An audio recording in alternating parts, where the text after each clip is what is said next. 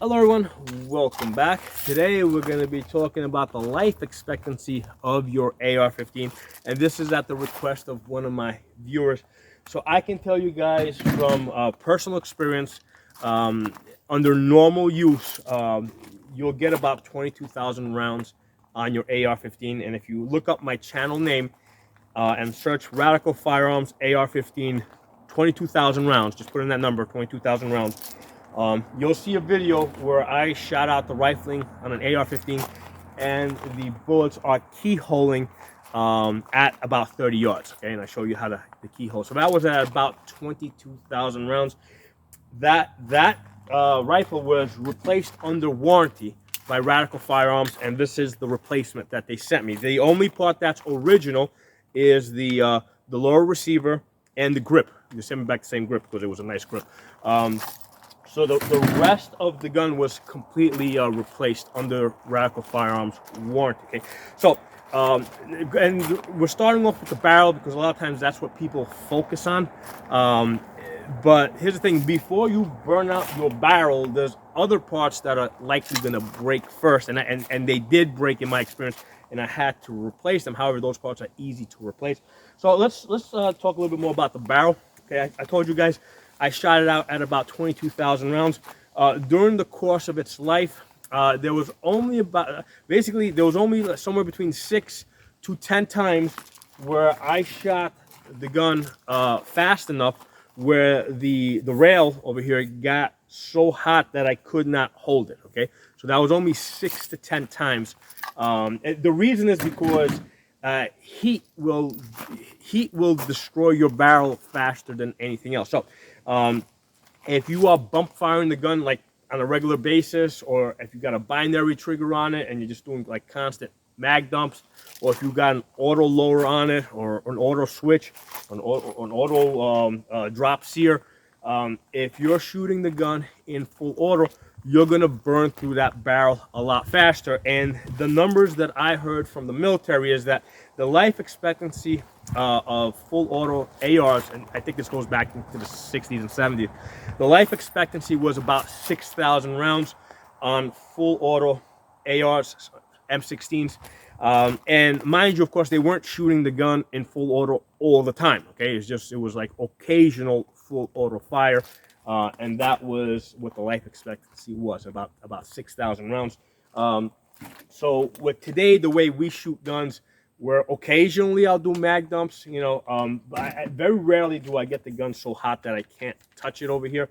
You know, so I was able to go about 22,000 rounds. And normally what I do is, if I'm doing a training session where I think the gun's going to be getting that hot, I'll bring out 2 or 3 AR-15s, lay them on the table here, and I'll just cycle them. Okay, so when one starts getting so hot that you can't hold the rail anymore, you put it on the side, put it in the shade, let it cool, pick up the next one, start working with that one. When that one gets so hot that you can't hold it anymore, you pick up the next one. That's why you want to have multiple guns, right? So that's a good way to prolong the life of your AR. Don't let it get so hot that you can't touch the metal rail. So to me, this is almost like a fail-safe, in the sense that if this gets too hot where you can't touch it, okay, time to get out another rifle, okay? So that's, you know, now with the old plastic guards, right? With the plastic ones, you can hold the plastic a lot longer before it gets so hot that you can't hold it. So there's more of a tendency, you're more likely to start burning out the barrel faster if you got a plastic hand guard here, right? With the metal one here, unless you got a glove on, you know, as soon as this gets hot, you're not going to want to hold this anymore. Now, sometimes people will hold it back here, right? And this is a technique that I have, you know, I think it was one of the times where I did have to hold it back here because it got that hot. But basically, if it gets to that point, if you're interested in prolonging the life of your rifle, put it down, get another one, let that one cool down, all right? So now, like I said earlier, a lot of times people focus on the barrel. The first thing that's most likely going to break on your AR is the trigger group, right? Because of the trigger group, when you got your trigger sears and you got your hammer, the parts that connect each other are at very fine points, right? So there's a very fine point where the trigger sear meets the the hammer, and as you shoot it, that gets worn out, right? So the AR trigger groups are only rated for about 5,000 rounds, okay? And I will usually get closer to 8,000 rounds, but certainly by 10,000 rounds, you're gonna wear out your trigger group, okay? And there's two ways I have seen that that wearing out manifest itself. One way is where it just locks up, where you're shooting it and it's just locking up. And sometimes if you put it on safe and take it off safe, it will unlock it. Sometimes you gotta cycle it to unlock it. But if that's happening, basically your sears are getting worn out. And the other way I have seen the trigger group get worn out is where it starts doing auto bursts, right? 2 and 3 round auto bursts, sometimes more round auto bursts. Again, that's because your spur and your disconnector are starting to get worn out, and that will give you auto bursts. So that's a that's an indication that your trigger group is worn out. So that's going to definitely happen by 10,000 rounds. Okay, usually by around 8,000 rounds. All right, so that's the one thing. That's why I tell people, make sure you got extra trigger groups, all right? Because the trigger, you got parts that are moving against each other, especially with every time you fire this, the bolt comes back and it violently slams against that hammer and flips it back. These parts wear out. The trigger pins here, they can also break. Okay, I haven't seen them really break on ARs. I've seen them AR9s, or basically 9mm ARs. Which are a direct blowback, right, are a lot more violent. The gun gets beat up a lot more with 9mm, because with the AR-15 that shoots 5.56, the bolt rotates. So that rotating action actually it cushions the action a little bit, right? Because it has to unlock, move back. The reason, so that rotation slows down the action a little bit. With the blowbacks, there's nothing to slow it down, so the thing just slams back. What I've done to prolong the life of my 9mm ARs is I use an 8-ounce buffer weight. So instead of using the 4-ounce, because ARs usually take 3-ounce buffers, with the 9mm ARs, they usually use 4s. I put an 8-ounce in there because that slows down the action even more, and that helps prolong, the internals of the gun. Okay, so trigger group, that's going to wear out by around 8,000 rounds. Other thing is the parts of the bolt. Okay, you can expect your firing pin to break by 8,000 to 10,000 rounds. Okay, now the interesting thing about the firing pin is that it's in the channel. So I've actually there's been several times when I was shooting the gun was working fine, and then I said, okay, time to clean the gun, because the way I know it's time to clean the gun is when I run the charging handle. If I start feeling a little sticking, right, it doesn't feel as smooth as it normally is supposed to feel, I know it's time to clean the gun. That's usually somewhere between 500 and 700 rounds on an AR. So I'm like, okay, I'm shooting the gun, bang, bang, bang, gun's working fine. And I say, okay, let me clean this gun now, because I can see the charging handle starting to, just starting to be a little bit extra resistance there. Take the bolt apart, and I find that the firing pin is broken. Okay, so the gun will normally fire or shoot with a broken firing pin, because the firing pin is in the channel that's guiding it. Okay, so it can be broken in 2 parts. I've heard people say it can be broken in 3 parts, and because basically the part, even if they separate, the parts are lined up, it's still pushing on each other. Now, when I did have the thing I noticed is with the when the firing pin was broken, I had noticed that at some point that day I did have a misfire. Okay, but it was working fine, but I did have, let's say, 1 misfire that day, most likely caused by that firing pin that was in 2 parts. Okay, so that can be an indication that your firing pin is broken if you're starting to have some misfire. So firing pin, it's a $4 part, right? No big deal. Get extra firing pins. Same thing. The trigger groups are about $60 to $70. Have at least two extra trigger groups. I use the ALG ones. They're about $60. I just have a couple of them, in my box, in my parts kit, right? My parts box. Okay. So the firing pins, basically all the parts of the bolt, the firing pin itself can break, and it will break. let me open this up.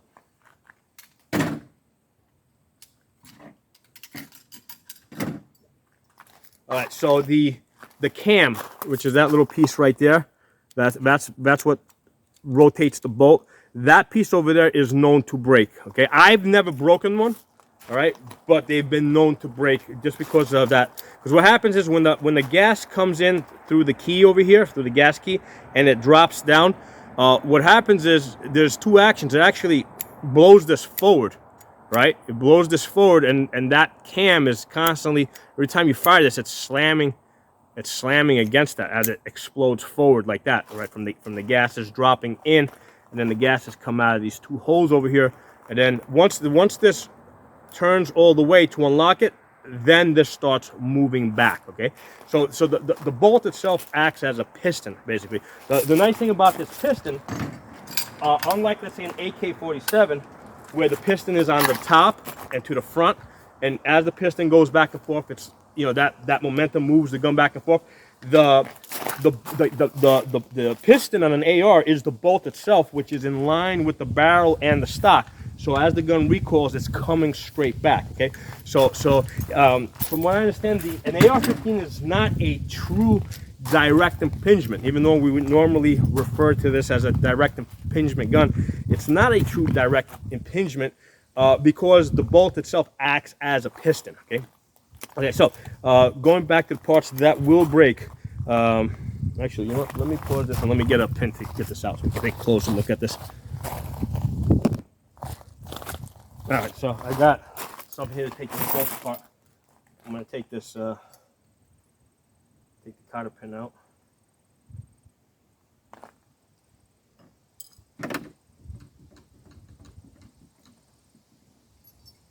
All right, so here's your firing pin. This is something that will usually break. I've seen it break here. I've seen it break here. This is something that will break by 10,000 rounds, almost guaranteed. Okay. This piece here, your cam.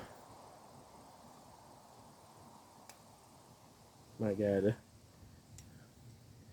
By the way, you should, even though this cotter pin normally doesn't break, it's a small part that's easy. If you drop this, you're not going to find it. So you want to definitely have an extra, pin to be able to put in there and lock the pin in place. All right, here we go. So this part here, the cam, this is a part that is known to break by 8,000 to 10,000 rounds. I've never broken one. I've never broken one, so I can't say I broke it. Now, here's the thing. On that AR that I mentioned earlier that went the 22,000 rounds, about halfway through its life, I replaced the entire bolt.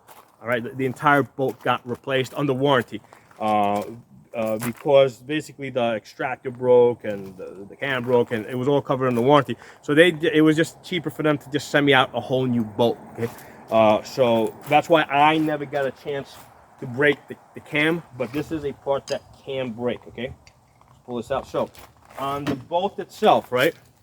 Okay, this is, well, first of all, the extractor.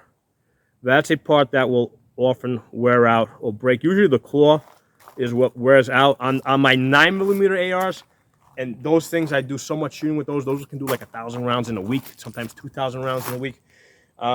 Usually the claw just gets completely worn out and flat, so that if I take the pin here and I put it against the inside of the extractor, there's nothing to catch. It's just a smooth surface. It just goes through like that, you know. So the claw gets completely worn out. It's a cheap part. It's like a $5 to $10 part. A lot of people sometimes will say, if you shoot steel case, you'll wear out your extractor faster. An extractor is a $15 part. Okay. The ammunition is the expensive stuff. I'd rather buy steel case ammunition, which is cheaper, right? Because I save a whole lot of money shooting steel case ammunition than I would by trying to preserve the life of the extractor. So the extractor is nothing. I mean, it's like I got like a whole box full of extractors. So that's a zero consideration. The AR-15 is meant to be a light, almost, disposable gun. Okay, so we really, we do the regular maintenance on it. Okay. If we're shooting like for the normal amount of shooting that we normally do, the parts that I'm talking to you guys about, these are the parts that are going to break. Just have these parts in reserve.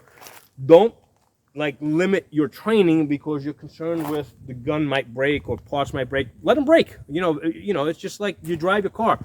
Parts break, you take it to the mechanic, you fix it. That's just, you need to use your car. You don't concern yourself with, hey, I shouldn't go shopping today because I'm going to put more miles on my car.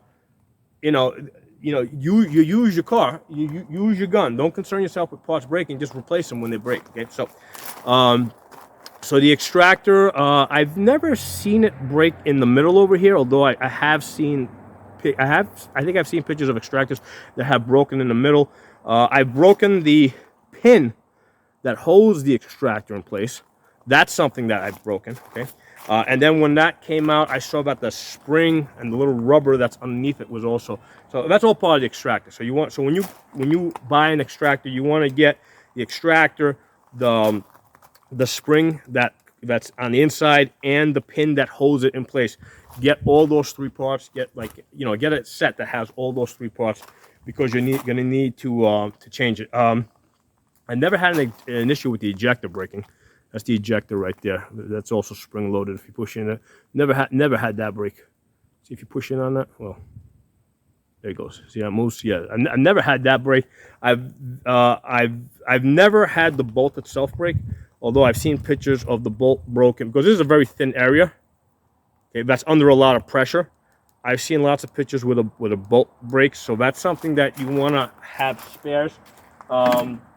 And a lot of times what people will do is they'll have a spare bolt and they'll stick it, this grip isn't thick enough to hold it, but sometimes there's a compartment in here.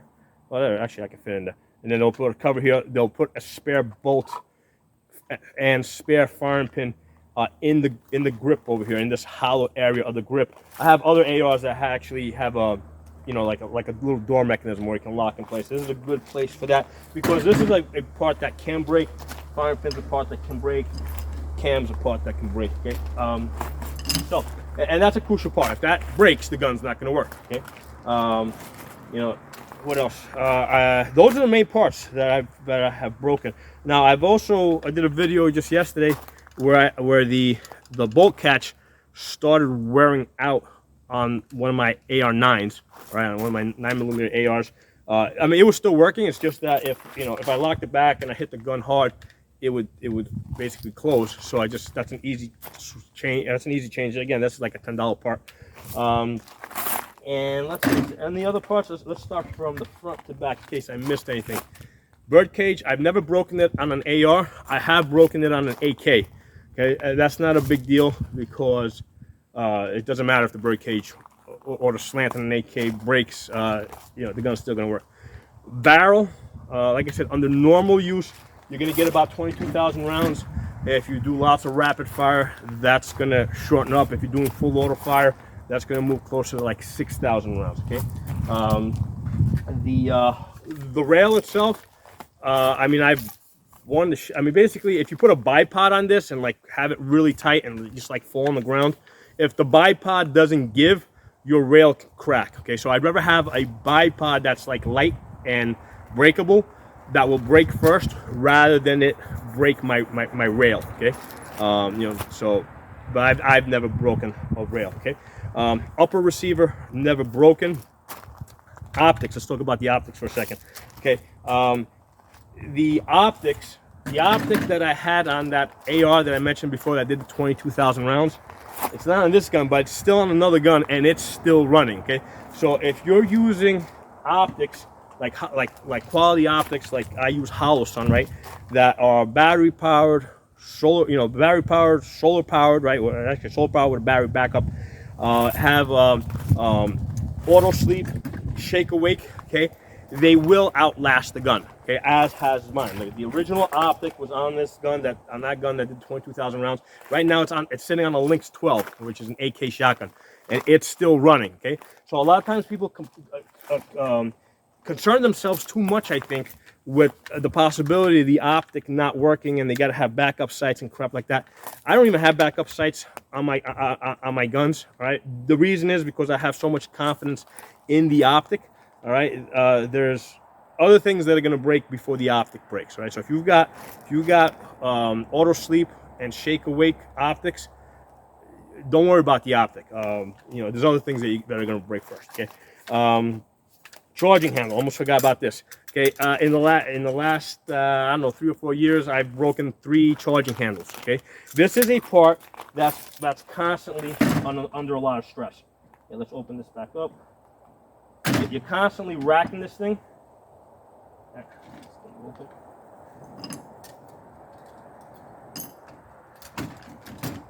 Put this bolt together so you can, basically I was just going to demonstrate. By the way, the bolt carrier, not something that's going to break. The only thing that can break on this is the gas, these bolts, these screws over here that hold the gas key in place.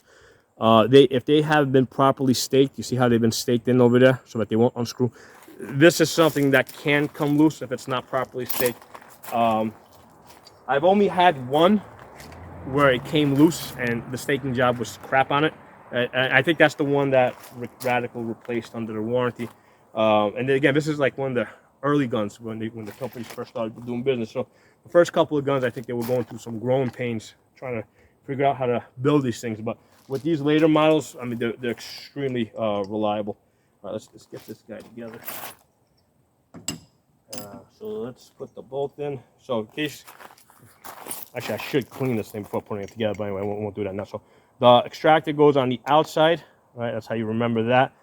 If you put this in backwards, it's not going to work because here's the thing, the cam fits one way, it doesn't fit the other way. So this has to go in the right way. So the way that works is the extractor goes on the outside.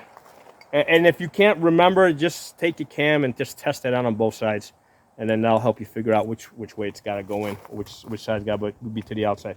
So extractor's facing the 2 vent holes that you see here, right? You see the vent holes? Extractor faces that. So let's put that in. Drop this guy in there. Get you in there. All right, pull it forward. Rotate this. You got to rotate it so it's flat. So this way the firing pin will fall through. Okay. And then you take your little cotter pin. Sometimes you got to twist this to get this to go in the right. There it goes. Yeah, sometimes it doesn't go in. You got to turn it. All right, so there's my bolt. Now, in order to put this back in the gun, you got to go to full extension. You got to extend this because if you push this back all the way, you see how that sticks out on the side? That won't go in. It's got to go in like that. It's got to be fully extended. And then with the charging handle, there's these 2 little ears over here, right, that stick out. Okay, so you can see. Well, this one doesn't have much wear on it, but there's another one I have that's like got lots of wear on it. So these 2 little ears that wear out. When you put it in there, you gotta basically match up those 2 ears through the hole, and it'll fall through. And then just push it in a little bit. Again, make sure your bolt's fully extended. Put that underneath the charging handle. Put that in. Here we go. Guns loaded. So as I was starting to say earlier, charging handle is something that you use a lot, right? And it's under pressure because there's a spring in the back. And sometimes if you use it, especially if you're using it one hand, like just like on that, on one side, now you're torquing it to one side, right? Or sometimes, you know, sometimes people have ones that extend out a little bit. So if you're grabbing it one-handed like this, you're definitely torquing it a little bit. So like I said, in the last 4 years, I've broken about 3 of these. Okay, one of them, I think just on one of them, I think the roll pin just fell out and it wouldn't lock. But the other one's actually cracked. One cracked over here, and the other one cracked up way up in the front. Okay, so charging handle is something that's going to break. It's a $10 part, $10 to $12, maybe $15 top, unless you're getting like the ambidextrous one. The ambidextrous ones, if you're just using regular optics, you don't want the ones that stick out too much because it's going to snag, it's going to hit things, okay? If you're using like a variable scope or a magnifier, then you do want the extended one because it's hard to reach charging handle underneath the variable scope. And then what happens is the variable scope, which has a bigger tube, it's going to basically kind of prevent the larger charging handle from hitting your body because basically the scope is going to hit your body first. Okay, so charging handle, that's going to break. Okay, get you know, within within the life of the gun. I don't want to say at 10,000 rounds because it didn't break on me at 10,000 rounds on that gun, but it's going to break within the life of the gun. Okay. Never had an issue with the safety breaking. Although I would consider that part of the trigger group. I would just get, you know, a trigger group. I would also have an extra safety. Again, these are all cheap things. Never had an issue with the grip breaking. Okay. Never had an issue with that. The upper and lower receiver, never had any problems with that. The only way you're really gonna break the upper or lower receiver is if like you run the gun over with your car or something, or if you if you squib load and then shoot another round into it, in which case, if the barrel is blocked and you fire a round into the gun, that might break your upper receiver or your lower receiver. It depends. I've seen, it depends on how it comes back. But under normal use, the upper and lower receiver are not going to break. And it's kind of funny because a lot of times people make a really big deal over which company they got the receiver from. Like a lot of people will make fun of like Anderson. They'll call him the poverty pony. I mean, it doesn't matter. That's just not gonna break. Okay, that's not a part that breaks. Okay. The recoil spring, although it can wear out, I've never had an issue of it wearing out. On the AK-47, I did break the recoil spring at somewhere around 10,000 rounds. So interesting thing is a lot of people say that AK-47, very tough gun, never breaks. You know what? When I broke the recoil spring, the gun, and I didn't have a replacement with me, the gun was out of commission, was not working that day, right? So if you break something like a recoil spring, the gun's out of commission. Now, the recoil spring on the AK-47 is thinner, right? It's long and it's thin, so I can see why that would break, is more prone to breaking, whereas the recoil spring that's in the buffer tube of an AR-15 is a lot thicker. That's less likely to break, although over, I guess after 10,000 rounds, it might start losing some of its tension, in which case, if it's doing that, it can start beating up the gun, right? So if you don't have the right, if you don't have enough tension back here, your bolt might be really slamming really back to the back side of the gun, and it can start beating your gun up. The way you pay attention to that is watch your ejection pattern. On most of these guns, the ejection pattern should be either at the 3 o'clock position, somewhere between the 1 o'clock position and the 3 o'clock position, right? If it's shooting behind you, it may be a little undergassed, although my Colt AR, from day one, it was shooting back here. Gun's extremely reliable under almost all conditions, so not necessarily, but that's an indication. If it's ejecting behind you, there might not be enough pressure in your gas system, or you might have too much, too heavy a buffer weight in there, or too tight of a recoil spring. Okay, it should be ejecting somewhere between 2 o'clock and 3 o'clock. If it's ejecting like way up to 1 o'clock, there's a chance that you've got like a highly overgassed gun. Okay, and they do like ideally the gun should be ejecting at 3 o'clock. Most of the companies prefer to have them ejecting at 2 o'clock, so that if the gas gets dirty, or if you're using steel case ammunition, which is a little less power, the gun will still work. Okay, whereas if they make it so that it's like, it's shooting at 4 o'clock or 3 o'clock, then if you put in like steel case, maybe it won't work. So that's why, even though I think 3 o'clock is what it should be at, most companies are going to be ejecting at 2 o'clock. If you're ejecting at 1 o'clock, you might be slightly overgassed. One of the things that you want to pay attention to is are you starting to split your cases, right? So the cases as they come out, if you have a case over here, if you start seeing that you're ripping the rims off of the back of the cases over here, okay, or the cases themselves are actually cutting in half, and half the case comes out while the other half stays in the chamber, that's an indication that your gun is overgassed. Okay, and I did have one gun that it wasn't my gun, but I did see a gun doing that, and the reason for that was that the gas port was a little bit too big, so that went back for a replacement. Had the customer send that back. Now, one of the ways that you can usually fine tune that is simply by putting a slightly heavier buffer weight in there, or a more tight spring. However, in that one, I think I put some. I went up to like a 5 or 6 ounce buffer weight, and it was still ripping the cases. So I knew that was just that gun needed to go back. That wasn't just a matter of fine tuning it. It was just like completely, you know, off. Okay, so that gun came back. It was working fine.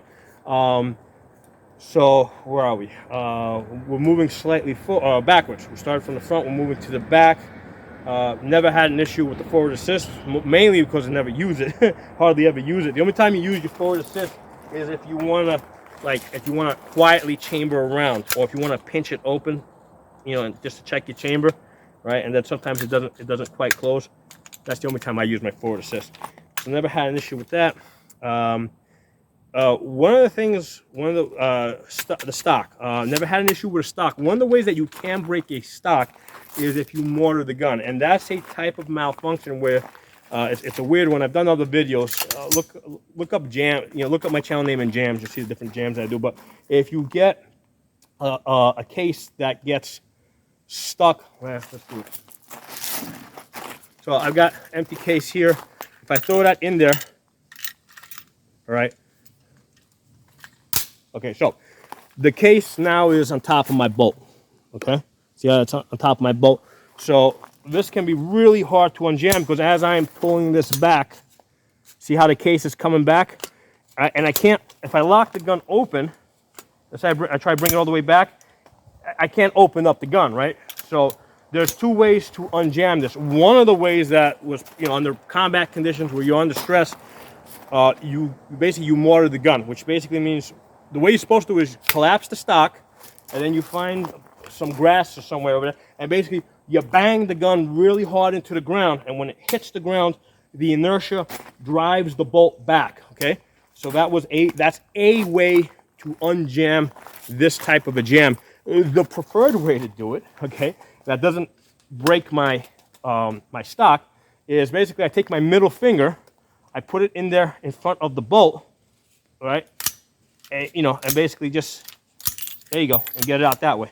So you get your middle finger in there, and that, you know, you use your middle finger to push the bolt back, and you unjam the gun that way. So that is the preferred way to unjam the bolt override, or it has, people call it lots of different, they call it bolt override, or cartridge over bolt, whatever. So that's a thing that can break your stock, okay? Although obviously that's not going to stop the gun from working. It's just going to be less comfortable for you guys to shoot it. Okay, so there it is. That's all the parts that that can break on your AR-15, and at what point they are likely to break. Hope this video was useful for you guys. Drop some comments below. Let me know what your experiences are, and make sure that you're following me on the uncensored platforms in case this channel ever gets shut down. On Odyssey, I'm Pocono Tactical. On Rumble, I'm Pocono Guns, and on BitChute, I'm Pocono Tactical. Talk to you guys.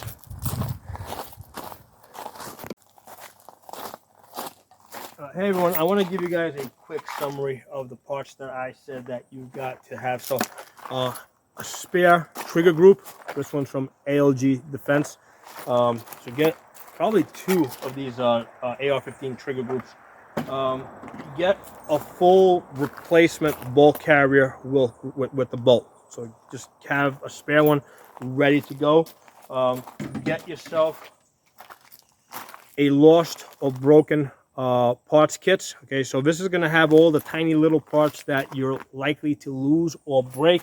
So for example, it'll have a firing pin in there, it'll have an extractor, it'll have all parts that you're likely to break.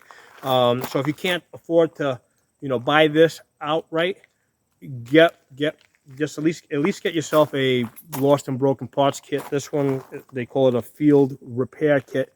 This one's from Stag Arms. There's lots of them out there. But get this and then also get this. Okay, get yourself an extra charging handle. Again, this is a thin piece of metal that gets used a lot, this is likely to break. And also get yourself lots of magazines. These Lancers, I mean, I've yet to break one in, I guess, the 4 or 5 years I've been using these. I mean, they're really good, but they can get lost, especially if you're out in the woods doing a magazine change under pressure. You know, if you're doing like a time drill, you can lose these. So, and also this is one of those things that they're always looking to ban or restrict. So these I buy like 10 at a time, you know, 20 at a time, you know. So those are the parts that you need for your AR-15. And like I said, the triggers are rated for about 5,000 rounds, although usually I'll get up to 8,000 rounds with this. The bolt parts, usually I'm breaking stuff by 10,000 rounds. By 10,000 rounds, I'm breaking bolt stuff. Charging handle, again, by 10,000 rounds, good chance I've broken this. And with these magazines, they don't break, right? These Lancers and P-Mags, they generally don't break, but they can get lost. Okay, so talk to you all soon.